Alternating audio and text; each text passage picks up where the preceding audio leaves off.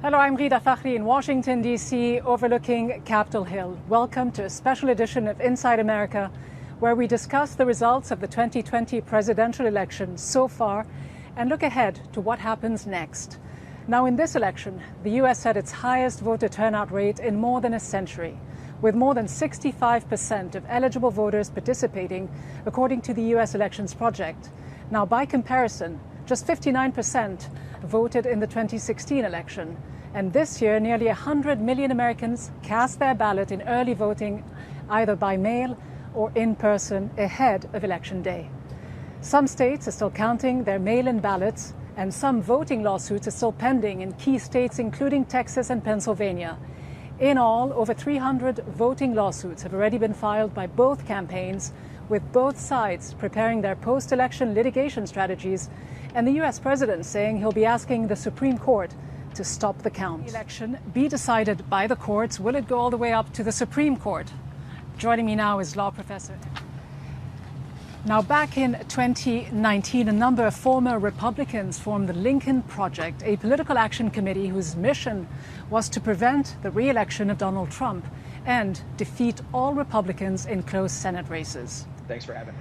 Now, some of the key issues on the ballot this year were the president's handling of the coronavirus and the economic crisis facing the United States, which has had a particularly devastating impact on communities of color. The issue of racial injustice has also galvanized many voters, so did the threat of voter suppression. So just how did Republican efforts to limit voting options and Democrats' push for expanded voting access affect the turnout among African American and Latino voters in some of the key battleground states, and Texas, the state with the highest voter turnout? Joining me now is Gary Bledsoe, president of the National... We'll have to leave it there, but thank you very much indeed for joining me. Now, not everyone in this election supported either one of the two candidates or their parties. Some have been deeply disillusioned for quite some time by both the Republican and Democratic establishments, calling for an alternative. So how do progressives in the U.S. view the outcome of the election so far? Nick Brana joined. Now, this election has proven once again that the United States, as we heard over this hour and previous hours in the course of today and in the lead up to this election, it has proven that this is a deeply fractured, deeply divided country. After elections, there is usually a sense of relief, a sense of unity, a sense of coming together. This was not the case in 2016, and it doesn't seem like it will be the case this time.